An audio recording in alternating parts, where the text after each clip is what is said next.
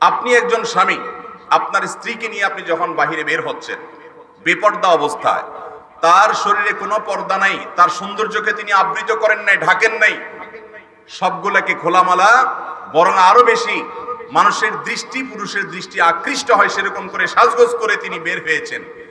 আপনার স্ত্রীকে দেখে বাজারে যত অ্যাডাল্ট পুরুষ আছে, যত পরপুরুষ আছে, এরা সবাই, রাস্তাঘাটে যতজন আছে, পাবলিক প্লেসে যতজন আছে, বাহিরে যত পুরুষ আছে, এরা আপনার স্ত্রীর দিকে তাকিয়ে কি চিন্তা করবে? খুব পবিত্র চিন্তা, যে আমারও তো বাসায় মা বোন আছে, উনি আমার মাই মনে করলাম, এই ভদ্র মহিলা আমার বোন মনে করলাম, আমার মেয়েও তো আছে তার মতো প্রায়, হয়তো তার বয়সে ছোট বা বড় বা তার সমান, অতএব আমার মেয়ে, আমার মা, এটা আমার বোন, এরকম পবিত্র দৃষ্টিভঙ্গি নিয়েই সবাই তাকায়, ঠিক না? দুনিয়ার যে সমস্ত সমাজ নারীর পর্দাটাকে প্রগতির পথে অন্তরায় বলে, গত বছর সম্ভবত আমাদের দেশে সারা দেশ জুড়ে মেডিকেল ভর্তি পরীক্ষায় যত শিক্ষার্থী অংশগ্রহণ করেছে, হাজার হাজার ছেলে মেয়ে, তাদের মধ্যে আপনারা অনেকে জেনেছেন পত্রপত্রিকা মারফত, প্রথম স্থান অধিকার করেছে মেডিকেল ভর্তি পরীক্ষায় টিকা। এটা যে কোনো শিক্ষার্থীর জীবনের অন্যতম বড় একটা স্বপ্নের ব্যাপার। সেই পরীক্ষায় শুধুমাত্র টিকা নয়, বরং সারা দেশের সমস্ত শিক্ষার্থীকে পিছনে ফেলে একজন আপাদমস্তক মাথা থেকে পা পর্যন্ত বোরকা পরিহিতা পর্দানসীন মেয়ে শিক্ষার্থী তিনি প্রথম স্থান অধিকার করেছেন। তাহলে বোরকা বা পর্দা এটা কি নারীর প্রগতি বা উন্নতির পথে বাধা হতে পারে? পর্দা এবং বোরকার মধ্যে থেকেও একজন নারী তার সার্বিক সেবা সমাজকে, দেশকে, জাতিকে, উম্মতকে দিতে পারে। মুহতারাম হাজিরিন, আমাদের যে সমস্ত বোনদের কাছে পর্দাটা বোঝা মনে হয়, আমি বিনয়ের সাথে তাদেরকে বলতে চাই, যে সমস্ত ভাইদের কাছে মনে হয় যে আমার স্ত্রী কেন বোরকা পরে যাবে, তিনি খোলামেলা চলবেন, তিনি বাহিরে সাজগোজ করে যাবেন, তার সৌন্দর্যকে বরং প্রদর্শন করবেন, আমি বিনয়ের সাথে তাদেরকে বলতে চাই, আপনি একজন স্বামী, আপনার স্ত্রীকে নিয়ে আপনি যখন বাহিরে বের হচ্ছেন বেপর্দা অবস্থায়, তার শরীরে কোনো পর্দা নাই, তার সৌন্দর্যকে তিনি আবৃত করেন নাই, ঢাকেন নাই, সবগুলাকে খোলামালা, বরং আরো বেশি মানুষের দৃষ্টি, পুরুষের দৃষ্টি আকৃষ্ট হয় সেরকম করে সাজগোজ করে তিনি বের হয়েছেন। আপনার স্ত্রীকে দেখে বাজারে যত অ্যাডাল্ট পুরুষ আছে, যত পরপুরুষ আছে, এরা সবাই, রাস্তাঘাটে যতজন আছে, পাবলিক প্লেসে যতজন আছে, বাহিরে যত পুরুষ আছে, এরা আপনার স্ত্রীর দিকে তাকিয়ে কি চিন্তা করবে? আমার প্রশ্নটা কি বুঝতে পেরেছেন? একজন স্বামীর সাথে তার স্ত্রী যদি সেজেগুজে বের হয়, পর্দা পশিদা ছাড়া খোলামেলা ভাবে বের হয়, তার সৌন্দর্যের দিকে তাকিয়ে, তার সৌন্দর্যে মুগ্ধ হয়ে যত পুরুষ রাস্তাঘাটে তাকে দেখবে, তারা সবাই তাকে দেখে কি চিন্তা করবে? খুব পবিত্র চিন্তা, যে আমারও তো বাসায় মা বোন আছে, উনি আমার মাই মনে করলাম, এই ভদ্র মহিলা আমার বোন মনে করলাম, আমার মেয়েও তো আছে তার মতো প্রায়, হয়তো তার বয়সে ছোট বা বড় বা তার সমান, অতএব আমার মেয়ে, আমার মা, এটা আমার বোন, এরকম পবিত্র দৃষ্টিভঙ্গি নিয়েই সবাই তাকায়, ঠিক না? ভাইরা আমার, আপনার স্ত্রীকে যখন আপনি বেপর্দা বাহিরে নিয়ে যান, আপনার স্ত্রীকে নিয়ে অন্যরা কি চিন্তা করে, এই প্রশ্নের উত্তর আপনার মধ্যে আছে। কিভাবে? আপনি বাজারে, রাস্তাঘাটে, অনলাইনে, অফলাইনে বেপর্দা, অশ্লীল বা খোলামেলা পোশাক পরিহিত, সাজগোজ করা একজন নারীকে দেখার পর আপনার মনে, আপনার চিন্তায়, আপনার কল্পনায় কি আসে? সবার কল্পনায় আসছে? এবার আপনি মিলিয়ে নেন, আপনার স্ত্রী, আপনার বোন, আপনার কন্যাকে যখন বাহিরে নিয়ে যান, হাজারো পুরুষের যে চোখ তার সৌন্দর্য অবলোকন করে, আপনি অন্যের সুন্দরী নারীকে দেখে বা নারীর সৌন্দর্য দেখে আপনার মনে যে চিন্তা আসে, অন্য সব পুরুষের মনেও একই চিন্তা আসে। ঠিক না বেঠিক? কোনো সন্দেহ আছে? অতএব ন্যূনতম আত্মসম্মান বোধ আছে, ন্যূনতম তার মধ্যে নিজের প্রতি, নিজের পরিবারের প্রতি আত্মসম্মান বোধ তিনি লালন করেন, এমন কোন পুরুষ তার পরিবারের কোনো মেয়েকে পর্দাহীন অবস্থায় বাহিরে নিতে পারে। আর কোন নারী তিনি জানেন যে তাকে দেখে অন্য পুরুষরা কি চিন্তা করতে পারে, বিশেষ করে যখন তিনি অন্যকে আকৃষ্ট করার মতো সাজগোজ করে বের হবেন, তাকে দেখে কি চিন্তা করতে পারেন একজন অ্যাডাল্ট নারীর বোঝার কথা। অতএব আমি আমার বোনকে, যিনি পর্দাটাকে বোঝা মনে করছেন, পর্দাটাকে তার জন্য ঝামেলা মনে করছেন, এটাকে তার জন্য রোকআউট বা বাধা মনে করছেন উন্নতির পথে, এটা তার উপরে অবিচার মনে করছেন, আমি বিনয়ের সাথে আমার সে বোনকে প্রশ্ন রাখতে চাই, বোন, আপনাকে দেখে কোনো পরপুরুষ যদি কল্পনার জগতে আপনাকে জেনা করে, আপনাকে নিয়ে বাজে চিন্তা ভাবনা করে, তার সে মনের ভাবনাগুলোকে, কল্পনাগুলোকে যদি মুখে উচ্চারণ করে, আপনি কি খুশি হবেন না আপনি রাগ করবেন? উনি কি রাগ করবেন না খুশি হবেন? একজন পরপুরুষ একজন নারীর সৌন্দর্য, বিশেষ করে যখন অশ্লীল পোশাক আশাকে চলাফেরা করেন, খোলামেলা চলাফেরা করেন, তার সৌন্দর্য দেখার পর একজন অ্যাডাল্ট পুরুষের চিন্তা ভাবনার জগতে যে সমস্ত জিনিসগুলো আসে, তাকে নিয়ে যে সমস্ত কল্পনা জল্পনা করে, সেই কল্পনা জল্পনা থেকে যদি তিনি মুখের কথায় প্রকাশ করেন, তাহলে পৃথিবীর কোন নারীর কাছে কি ভালো লাগবে না খারাপ লাগবে? তাহলে বোন আমার, আল্লাহ তাআলা আপনাকে যে ফরজ বিধান, পর্দার বিধান দিয়েছেন, এটা আপনার আত্মসম্মানকে রক্ষা করার জন্য, এটা আপনার মর্যাদাকে রক্ষা করার জন্য। মনে রাখবেন, আল্লাহর ঘর বাইতুল্লাহ কাবা কালো গেলাপে মোড়া, ঠিক না ঠিক? দুনিয়ার কোন মসজিদ কালো গেলাপে মোড়া, আল্লাহর ঘর বাইতুল্লাহ কালো গেলাপে। তাতে কি আল্লাহর ঘর বাইতুল্লাহর মর্যাদা কমেছে না বেড়েছে? পর্দায় আবৃত থাকলে মর্যাদা কমে, এই ধারণা শয়তানের হতে পারে, একজন বিবেকবান মুসলমানের এই ধারণা হতে পারে। পর্দার বিধানের কথা বললে আমাদের সমাজের এক শ্রেণীর ইসলাম বিদ্বেষী মানুষ, এমনকি অনেক নামধারী মুসলমানও বলে যে আচ্ছা, একজন নারীর সৌন্দর্য এটা অবলোকন করে একজন পুরুষ যদি বিপদগামী হয়ে যায়, তার মধ্যে বাজে চিন্তা আসে, বাজে কল্পনা আসে এবং যৌন অপরাধ সমাজে বেড়ে যাবে এমনটি মনে হয়, সেই কারণে যদি নারীকে পর্দা করতে হয় তো পুরুষের সমস্যা, সে তার চোখকে নিয়ন্ত্রণ করলেই তো হয়ে যায়, কেন নারীকে পর্দা করতে হবে? এটা অনেকে বলে না যে পুরুষ তুমি তোমার চোখগুলো কন্ট্রোল করো, তোমরা সকল পুরুষরা যদি চোখগুলোকে, তাদের দৃষ্টিগুলোকে নিয়ন্ত্রণ করে, তাহলে নারীরা স্বাধীনভাবে চলতে পারে। তোমার চোখকে নিয়ন্ত্রণ করতে তুমি না পেরে আমার উপরে বোরকা চাপিয়ে কেন দিবা? এরকম যুক্তি অনেকে দেয় না? তাদের প্রতি বিনয়ের সাথে আমার প্রশ্ন পাল্টা, আচ্ছা, আমাদের সমাজে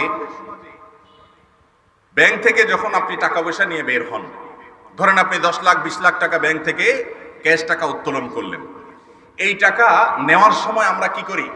একেবারে স্বচ্ছ যে পলিথিন গুলো আছে, গ্লাসের মতো এক পাশ থেকে আরেক পাশ দেখা যায়, টাকাগুলো সব সেরকম পলিথিনে নিয়ে এরকম হাতে ধরে আমরা এরকম হাত ঢুলাতে ঢুলাতে আমরা সেই টাকা নিয়ে বাড়িতে যাই ব্যাংক থেকে, তাই না? তাহলে কি করি? ব্যাংকের ওই ক্যাশিয়ারকে বলি, ভাই ব্যাগ দেন, তখন উনি একটা ব্যাগ দেয়, এমন ব্যাগ, এমন প্যাকেট, যে প্যাকেটের উপর থেকে ভেতরে কিছু দেখা যাওয়ার প্রশ্নই। আবার বাড়ি থেকে যাওয়ার সময় আরেকটা কালো ব্যাগ বা অন্য কোনো কালারের ব্যাগ নিয়ে যান, চেইনেলা ব্যাগ নিয়ে যান, কাপড়ের ব্যাগ নিয়ে যান, সেটাতে আবার ওটা ভরেন। এরপরে ওইটাকে এমন ভাবে নিয়ে যান যেন আপনার সাথে কোনো টাকা পয়সা নাই, বরং আপনি বোধহয় বাজার থেকে কাঁচামরিচ কিনে নিয়ে যাচ্ছেন, এরকম একটা ভাব নিয়ে যাই না আমরা? কেন এরকম কেন করতে হবে? টাকার প্রতি মানুষের লোভ হয় এবং লোভের কারণে অনেকে বিপদগামী হয়ে চুরি করতে পারে, অনেকে ডাকাতি করতে পারে, অনেকে এই টাকাটা ছিনতাই করতে পারে, যাতে করে আমার এই টাকাটা সে নিয়ে যেতে না পারে, যাতে এটাকে আমি নিরাপদে বাসায় নিয়ে যেতে পারি। সেজন্য আমি এটাকে ব্যাগের ভিতরে ভরে, এটাকে আবৃত করে, এটাকে ঢেকে ঢুকে, এটা যাতে বোঝা না যায়, এটা যাতে দেখা না যায়, সেভাবে নিয়ে যাই, ঠিক না? যারা বলেন যে মহিলাদের পর্দা কেন করতে হবে, পুরুষরা তাদের চোখ ঠিক করে ফেললেই তো হয়, আমি তাদেরকে বলতে চাই, আপনারা ব্যাংক থেকে টাকা পয়সা যে নিয়ে যান, সে সময় আপনাদের এই লজিক এবং যুক্তিটা কোথায় থাকে? তখন আপনারা কেন বলেন না যে আমি ব্যাংক থেকে টাকা নিয়ে যাব একদম ক্রিস্টাল ক্লিয়ার, স্বচ্ছ পরিষ্কার পলিথিনে, একদম 2 হাতে। তোমরা যারা চোররা আছো, তোমরা যারা ডাকাতরা আছো, তোমরা যারা ছিনতাইকারীরা আছো, অন্যের সম্পদের দিকে নজর দাও, তোমার হাত থেকে আমার টাকাকে বাঁচানোর জন্য, তোমার নজর থেকে নিজেকে রক্ষা করার জন্য, তোমার নজরের ক্ষতি থেকে সমাজকে বাঁচানোর জন্য আমি কেন ব্যাগের ভিতরে ভরবো? তুমি তোমার চোখগুলো সব কন্ট্রোল করে ফেলো। দুনিয়ার সব চোর ডাকাত ছিনতাইকারীরা সব ফেরেশতা হয়ে গেলে, সবাই যদি অন্যের সম্পদের প্রতি লোভ করা ছেড়ে দেয়, তাহলে তো আর আমাদের সমস্ত ব্যাগ ট্যাগ ভরা লাগে না। অতএব আমি স্বচ্ছ পলিথিনে নিয়ে যাব, 2 হাতে করে টাকা নিয়ে যাব। এই যুক্তি দুনিয়াতে কেউ দেয়? দুনিয়ার ব্যাপারটা আমরা খুব ভালো বুঝি, দুনিয়ার ব্যাপারটা আমরা খুব ভালো বুঝি, যার কারণে পর্দার এই বিধানটা আসলেই আমরা সেখানে প্রশ্ন তুলি। ভাইরা আমার, এই জন্য আল্লাহ রাব্বুল আলামিন বলেছেন যালিকা আদনা আন ইউরাফ। আপনারা অনেকে জানেন এই আয়াতের তাফসীরে অনেক মুফাসসিরগণ লিখেছেন, ইসলামের ইতিহাসে এই আয়াত যখন নাজিল হয় প্রিয় নবী সাল্লাল্লাহু আলাইহি সাল্লামের সময়ে, তখন স্বাধীন সতী সাধ্বী নারী যারা, সম্ভ্রান্ত নারী যারা, মুসলমান নারী যারা, তারা সাধারণত নিজের সৌন্দর্যকে আবৃত করে ঢেকে ঢুকে তারা বের হতেন। আর এর বিপরীতে সমাজে যারা কৃতদাসী ছিলেন, কাজের লোক হিসেবেই যারা পরিচিত ছিলেন, প্রতিষ্ঠিত ছিলেন, এবং সাধারণ কাজের লোক নয় বরং কৃতদাসী ছিলেন, এই টাইপের মানুষগুলো তারা পর্দা করতো না। তারা পর্দা করতো না, পর্দা করতে হলো যারা স্বাধীন তারা।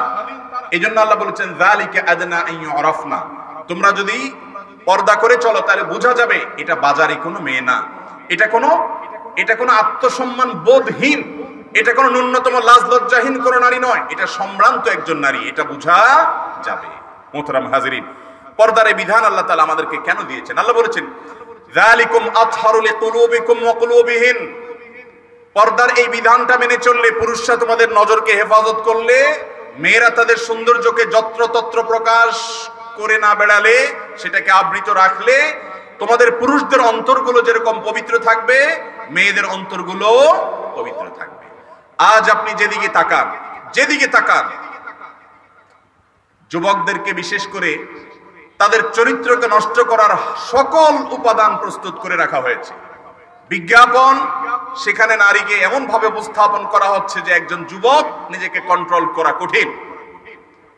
একইভাবে প্রতিটা ক্ষেত্রে, প্রতিটা স্তরে, প্রতিটা বিষয়ে নারীকে এমন ভাবে উপস্থাপন করা হচ্ছে যে পুরুষ সেখানে নিজেকে নিয়ন্ত্রণ করা, বিশেষ করে তরুণ সমাজ নিজেকে নিয়ন্ত্রণ করার কোন পথ খোলা, চাইলেও নিজেকে পরিচ্ছন্ন রাখতে পারে না। আল্লাহ তাআলা বলেছেন যালিকুম আতহারু লিকুলুবিকুম ওয়া কুলুবিহিন, পর্দার বিধান এই জন্য দেওয়া হয়েছে যে এটা তোমাদের এবং নারীদের উভয়ের অন্তরকে পবিত্র রাখবে, পরিচ্ছন্ন রাখবে, নোংরামো থেকে বাঁচাবে।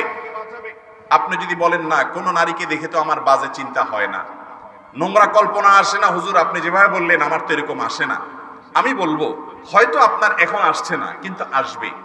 কোন নারীর প্রতি আপনার প্রথম দর্শনে খারাপ নজর আসছে না, খারাপ চিন্তা আসছে না, বাজে কল্পনা আসছে না, আসবে, আসতে বাধ্য। যেখানে খারাপ চিন্তা আসার রাস্তা খোলা আছে, সেখানে যদি আপনি হাত দেন, আপনি অ্যাক্সিডেন্ট করবেন।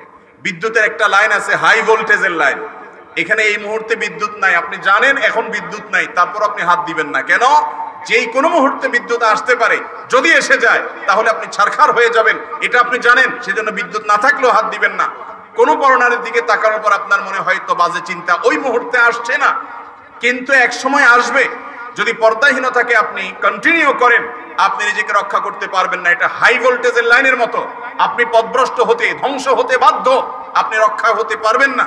অতএব নিরাপত্তার এই সিস্টেমটাকে, পর্দার বিধানটাকে যদি না মানেন, তাহলে সমাজ কোন সুস্থ ধারায় ফিরে আসতে পারে। সব জায়গায় যুবকদের নষ্টের সকল আয়োজন রাখবেন। নাটক মানেই হলো যৌনতা, বিজ্ঞাপন মানেই হলো যৌনতা, বিনোদন মানেই হলো যৌনতা, শিক্ষা প্রতিষ্ঠান যৌনতা, বাজারঘাট যৌনতা, পেপার পত্রিকা খোলেন যৌনতা, টেলিভিশন চ্যানেল খোলেন যৌনতা, চতুর্দিকে যৌনতার হাতছানি, এবং নারীদেরকে পণ্য হিসাবে ব্যবহার করছেন। তাদেরকে স্বাধীনতার নাম দিয়ে, তাদেরকে অধিকার দেওয়ার নাম করে, তাদের অধিকার হরণ করে, তাদেরকে পণ্যের মতো, সাধারণ টাকা দিয়ে কেনা বস্তুর মতো করে তাদেরকে আপনি উপস্থাপন করছেন। তাদের সৌন্দর্য অবলোকন করে করে পুরুষ তার চোখ দিয়ে জেনা করছে, জেনাল আইনান নজর, এই ব্যবস্থা রেখে, চতুর্দিকে জেনার ব্যবস্থা রেখে, এরপরে বলবেন যুবকরা ইফটিজিং করবা না, এরপরে বলবেন যুবকরা খারাপ কাজ করবা না, এরপরে বলবেন যুবকরা মেয়েদের দিকে চোখ তুলে তাকাবে না, এরপরে বলবেন যুবকরা ধর্ষণ করবে না। এটা হলো বেল গাছ লাগাইয়া আম গাছের আশা করা। আপনি বেল গাছ লাগায় যদি বলেন আম হোক, হবে কোনোদিন? এই সমাজে যদি যৌন হয়রানি কমাতে হয়, এই সমাজে যদি ধর্ষণ ইফটিজিং বন্ধ করতে হয়, এই সমাজে যদি নারীকে উত্ত্যক্ত করার হাত থেকে রক্ষা করতে হয়, পর্দার বিধান মেনে চলার বিকল্প কোন পথ এই দুনিয়ার কোন মানুষের কাছে থাকতে পারে? যিনি সৃষ্টি করেছেন তিনি জানেন নারীকে কিভাবে সৃষ্টি করেছেন, যিনি সৃষ্টি করেছেন তিনি জানেন পুরুষের ভিতরে কি দিয়ে সৃষ্টি করেছেন। অতএব তিনি বলেছেন যে মেয়েরা তাদের সৌন্দর্যের পর্দা করবে, পুরুষরা তাদের চোখের পর্দা করবে। এই দ্বিপাক্ষিক প্রচেষ্টার মধ্যে একটা সমাজের কল্যাণ নিহিত আছে, একটা সমাজ সুস্থ ধারার মধ্যে চলবে। অতএব আল্লাহর এই ফরজ বিধান পর্দা মেনে চলবো তো ইনশাআল্লাহ। আল্লাহ রাব্বুল আলামিন কুরআনে হাকিমে স্বয়ং নবী পরিবারের নারীদেরকে লক্ষ্য করে বলছেন যে ইউরিদুল্লাহু লিইউযহিবা আনকুমুর রিজসা আহলাল বাইত ওয়া ইউতাহহিরাকুম তাতহীরা। পর্দার এই বিধান আল্লাহ দিয়েছেন কেন? কারণ হে আহলে বাইত, হে নবী পরিবারের সদস্যরা, নবী পরিবারের মেয়েরা, তোমাদের জন্য পর্দার এই বিধান আল্লাহ এই জন্য দিয়েছেন।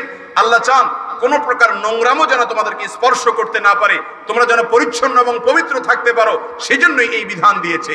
মোহতারাম হাজরিন, পরিপূর্ণ পর্দা মেনে চলে যে ফ্যামিলি, পরিপূর্ণ পর্দায় চলে যে নারী, যে পুরুষ নিজেকে নিয়ন্ত্রণ করে চলে, সেই নারী যৌন নিগ্রহের শিকার হয়, সেটা কালে ভদ্রে, সেটা হয় অ্যাক্সিডেন্টলি।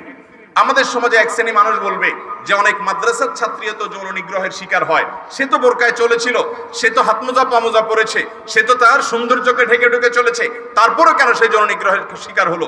আমরা বলি এর জবাব হলো দুটি। প্রথম কথা হলো যে এই ধরনের ঘটনার রেশিও কিরকম।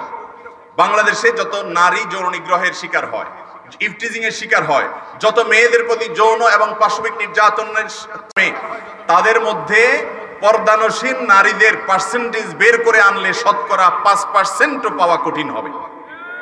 ঠিক না ঠিক? যদি কোনো নারী শুধুমাত্র নামকে ওয়াস্তে বোরকা পরে, অনেক বোরকা আছে, এই বোরকা পরেও মানুষ বেপর্দা থাকতে পারে, ওই টাইপের বোরকা যদি পরে তাহলে সে এই ধরনের পরিস্থিতির শিকার হতে বাধ্য। আর যদি বলেন সম্পূর্ণ খালেস পর্দা করেছে, পিওর পর্দা করেছে, নির্ভেজাল পর্দা করেছে, এর পরেও ঝামেলা হয়েছে, এরকম ঘটনা ঘটেছে, তাহলে আমি বলবো তার কারণ হলো যেই যুবকের দ্বারা এই মেয়ে টিজের শিকার হয়েছে, উত্ত্যক্ত হয়েছে, এই মেয়ে নির্যাতনের মুখোমুখি হয়েছে, ওই যুবকের হিস্ট্রি আপনি দেখেন, আমি শতভাগ হলফ করে নিশ্চিত করে বলতে পারি, ওই যুবক বিজ্ঞাপনে, বিলবোর্ডে কোন উলঙ্গ নারী দেখে, নাটক সিনেমাতে কোন নারীর সৌন্দর্যের উন্মুক্ত প্রদর্শন দেখে, এবং রগরগে বিবরণ অনলাইনে পড়ে, অফলাইনে দেখে, এরকম বিভিন্ন জায়গায় দেখে তার ভেতরকার যে যৌন আকাঙ্ক্ষা সেটা অনিয়ন্ত্রিত হয়ে গেছে, পশুর মতো হয়ে গেছে। সে নিজেকে নিয়ন্ত্রণ করতে না পেরে যাকে দুর্বল পেয়েছে, যাকে হাতের কাছে পেয়েছে, তার উপরে সে চড়াও হয়েছে। অতএব এই মেয়ে না নিগৃহীত হওয়ার জন্য তার এই পোশাক দায়ী নয়, বরং এই মেয়ে নিগৃহীত হওয়ার জন্য গোটা সমাজ যে যুবককে নষ্ট করেছে, যে যুবককে নিয়ন্ত্রণহীন করেছে, যাকে অন্যায় এবং পাপাচারের জন্য প্ররোচিত করেছে, সেই সিস্টেমটাই হলো এর জন্য দায়ী।